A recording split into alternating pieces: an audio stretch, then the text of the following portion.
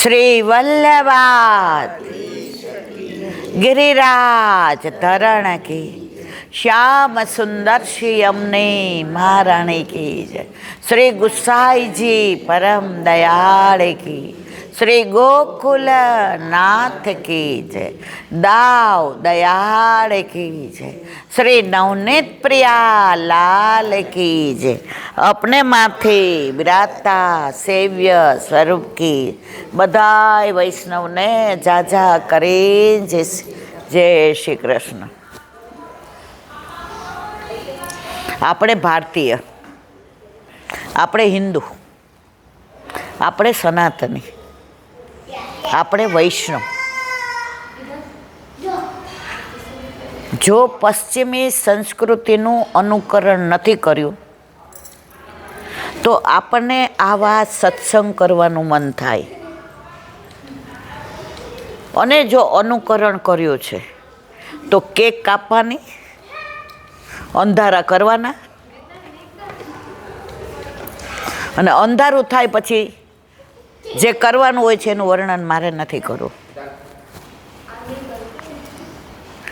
તો મને આનંદનો વિષય છે કે જ્યાં જ્યાં હું સત્સંગ કરવા જાઉં છું, સત્સંગ કરવો મારા બસની વાત નથી. એક મિનિટ બેટા, અવાજ નહીં કરતી. સત્સંગ કરવા જાઉં છું, હું સત્સંગ નથી કરતી મારા વાલા. સત્સંગ તો વલ્લભે એકવાર દમલાજીને કહ્યું, દમલા ઠાકોર જી की बात करे कितने दिन बीत गए, હજી કલાક નહોતો થયો.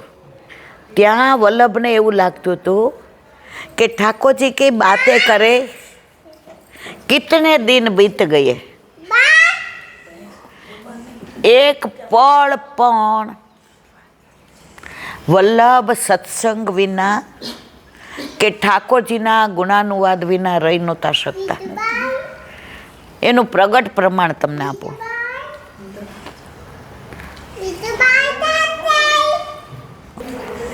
તો પરમાનંદદાસજી શરણે આવ્યા અને વ્રજમાં પધારતા હતા વલ્લભની સાથે. ત્યારે રસ્તામાં કનોજ ગામ આવ્યું. તો કનોજ ગામના હતા પરમાનંદદાસજી. આપણે બધા બ્રહ્મ સંબંધ લઈએ છીએ ત્યારે બોલીએ છીએ આત્મના સહસમર્પયામી. આખું ન બોલાય, બ્રહ્મ સંબંધ મંત્ર જાહેરમાં ન બોલાય, એ ગુપ્ત મંત્ર છે. આપણા લૌકિકમાં વિવાહ થાય, લગ્ન થાય ને હથેવાળો કરાવે તો ઉપર અંતરપટ ઢાંકી દે છે કે આ બે વચ્ચેની વાત છે.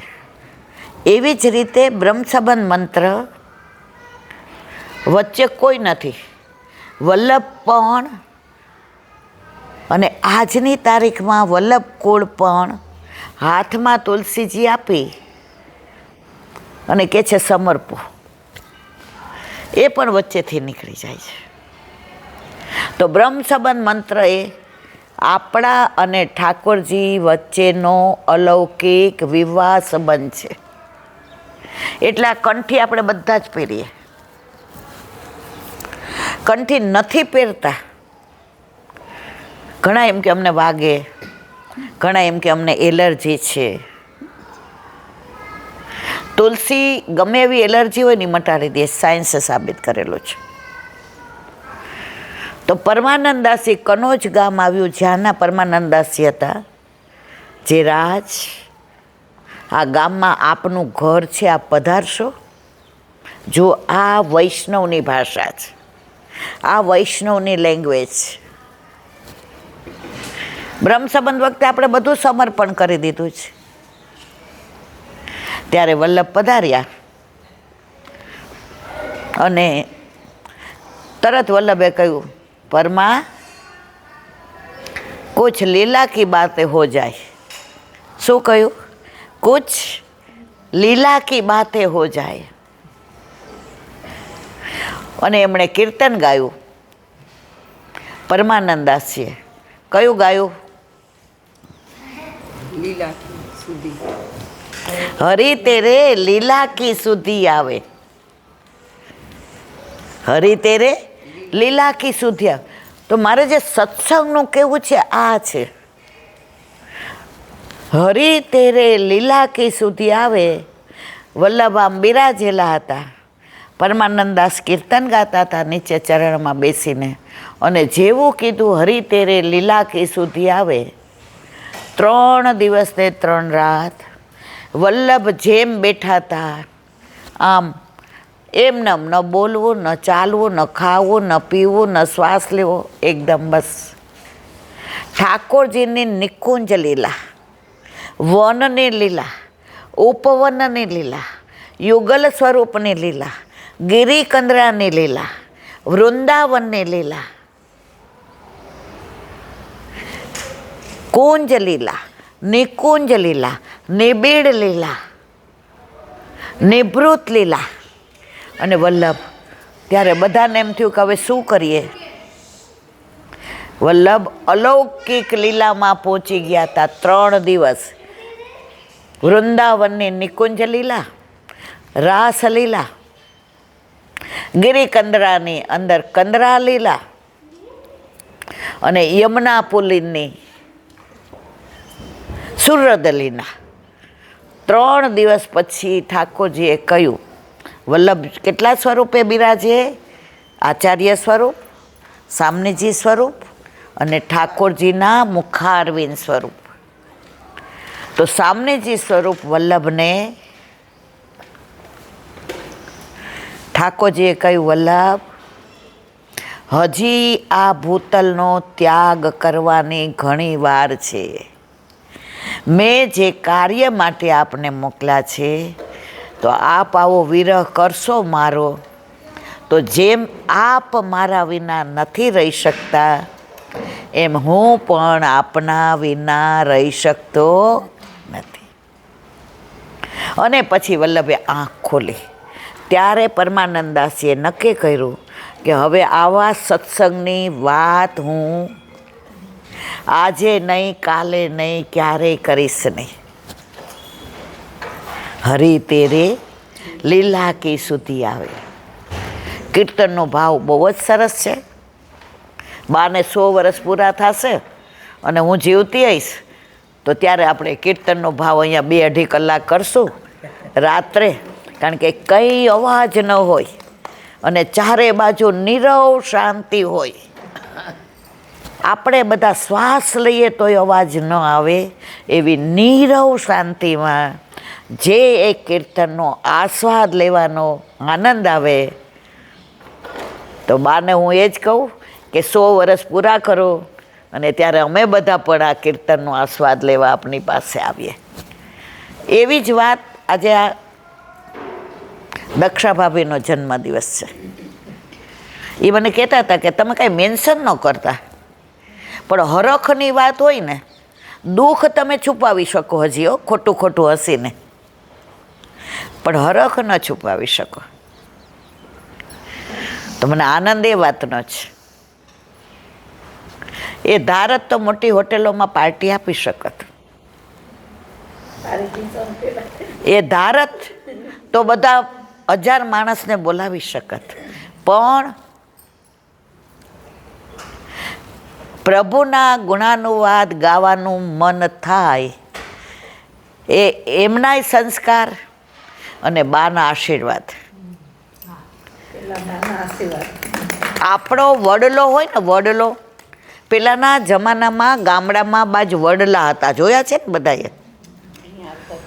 અને આમ ચારે બાજુ ગોળ પેલું હોય, એટલે સાંજે બધા વડીલો ત્યાં બેસે અને તડકો હોય ને તોય ત્યાં બેઠા હોય ને તો એ વડલો એવો સરસ ઘેઘૂર થયો હોય કે એનો તાપ ન આવે પણ તમને ઠંડક લાગે. તો બાની ઉંમર પ્રમાણે એ આપણો વડલો છે. તો આપણે બધા કેવા, જો આમ સીધા બેઠા હતા તો આવી ગયા ને ગોળાકારમાં, આપણે વડલાની નીચે બેસી ગયા ને મારા વાલા. મને આનંદ એ વાતનો છે, હું જે ઘરે જાઉં છું, હું ખોખરા એક રૂમમાં એક બેન ભાડે રહેતા હતા. એણે સત્સંગ સાંભળીને ઠાકોરજી પુષ્ટ કરાવ્યા. હવે એ ભણેલા નહોતા અને એનો દીકરો 1.5 મહિનો પેટમાં હતો અને એના મિસ્ટર ટ્રકના ઓલાની અંદર એક્સપાયર થઈ ગયા હતા અને ઠાકોરજી પુષ્ટ કરાવ્યા. પછી એના ઠાકોરજીને 1 વર્ષ થયું ને ત્યારે મોબાઈલ નહોતા, તો એણે કોકની પાસેથી મારો નંબર લઈ અને મને ફોન કર્યો. ત્યારે અમે નહોતા મૂકતા યુટ્યુબ ઉપર, કારણ કે ત્યારે મોબાઈલ જ નહોતા એટલે યુટ્યુબ હોય જ નહીં. હું જોબ કરતી હતી, હું સેન્ટ્રલ ગવર્મેન્ટમાં ઓફિસર હતી. મને કે ઈલાબેન મારે એક વાત કરવી છે. મેં હા કોણ મારવાલા? એ કે અમારા જન્મદિવસ તો દરેક જન્મમાં આવે ને જાય. જુઓ કેવી સરસ વાત કરી. 28.5 વર્ષના એ બેન હતા. ઈલાબેન આપણા બધાના જન્મદિવસ તો આવે ને જાય, પણ જેણે કરોડો જન્મ પુણ્ય કર્યા હોય એને ઘરે નહીં. પણ વલ્લભે કૃપા કરી તો મારા ઘરે ઠાકોરજી પધાર્યા અને આજે 1 વર્ષ મારા લાલાને થયું. તો મારા ઠાકોરજીનો પાટોત્સવ છે. હવે રે ક્યાં ખબર જ ખોખરા અમદાવાદ. ત્યારે અમારી સ્થિતિ એવી નહોતી કે અમારી પાસે ગાડી હોય. હું કાઇનેટિક ચલાવતી, પછી ગાડી ચલાવતી. તો મને કે તમે આવશો? હવે જોબ ચાલુ, એના ઠાકોરજીનો પાટોત્સવ. પણ એણે જે મને હિસ્ટ્રી કીધી કે આવી રીતે મારા મિસ્ટરે મને કહ્યું, મને કે આને ત્યાં તાર જવું પડશે, અડધી રજા લઈ લે. અને જે મેં ત્યાં પ્રેમ જોયો, કેટલી રૂમ, આપણું બાથરૂમ સારું હોય. એના ઘરે ઠાકોરજી સખડી આરોગે. એટલે અમે ગયા તો એના ઘરે જઈએ એટલે વરસાદ હતો, એટલે કીચડ એટલો બધો. હવે સાડી આમ લઈને જાવી પડે. બિચારા સામે આવ્યા, એટલા રૂપાળા, એટલા દેખાવડા, એટલા સરસ. આયે મેરે નંદન નંદન કે પ્યારે. હું અને મારા એક ફ્રેન્ડ કાઇનેટિક પર 2 જણા આવે. કાઇનેટિક પર અમે છે ખોખરા અમદાવાદ ગયા અને એણે અમને બેસવા માટે, ત્યારે તો અમે નાના હતા, તો 30, 35, 40 વર્ષ પહેલાંની વાત છે, કોથળો પાથરવા દીધો અને અમે બધા બેઠા. એના ઠાકોરજી એણે એવી રીતે આમ ગોળ ટેરો કર્યો હતો અને ઠાકોરજી આપણે ઓલી બેસવાની ખાટલી આવે ને પહેલાંના જમાનામાં, એમાં એણે એવી સરસ ગાદી કરી હતી. એના પર ઠાકોરજી ભેળી આરોગતા હતા. ભેળી એટલે ખીચડી.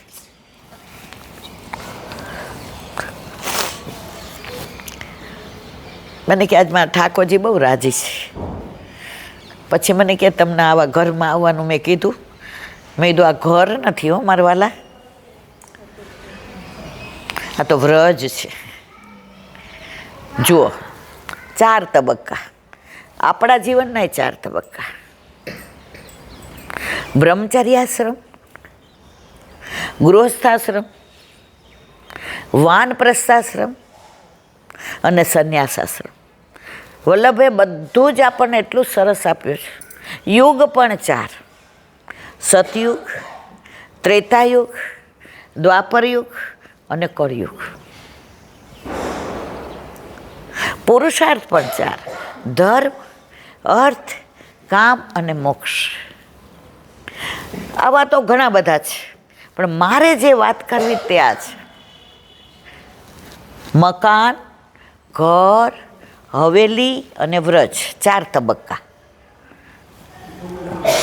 સંભળાય છે ને બધાને મારો અવાજ? આમ તો મકાન, ઘર, હવેલી અને વ્રજ. જ્યાં સુધી બ્રહ્મ સંબંધ ના લીધું હોય અને જ્યાં આપણે રહેતા હોય એને કહેવાય મકાન. નવા ફ્લેટ થાય ને પછી એમાં આવે મકાન વેચવાનો છે. કોઈ એમ કે ઘર વેચવાનું જ નહીં કે, કારણ કે એમાં હજી કોઈ રહેવા નથી આવ્યું, હજી એમાં હલનચલન નથી, હજી એમાં શ્વાસોશ્વાસ નથી, હજી એની અંદર એક જીવન નથી. એટલે એ મકાન કહેવાય. 4 દિવાલ અને બારી બારણ. હવે એ મકાન ઘર ક્યારે બને? આપણે રહેવા જઈએ ત્યારે. એમાં રસોઈ થાય, એમાં બધા હસીએ બોલીએ, એમાં જમીએ, એમાં ઝઘડાઈ કરીએ, એમાં મનામણાઈ થાય, એમાં રીસામણાઈ થાય. પણ આપણા જીવનમાં ઘર ક્યારે બને? જ્યારે બ્રહ્મ સંબંધ લઈએ ત્યારે આ શરીર ઘર બને. ત્યાં સુધી આ શરીર મકાન હતું. હવે હવેલી ક્યારે બને? જ્યારે ઠાકોરજી ઘરમાં પધારે અને એ હવેલી વ્રજ ક્યારે બને મારા વાલા?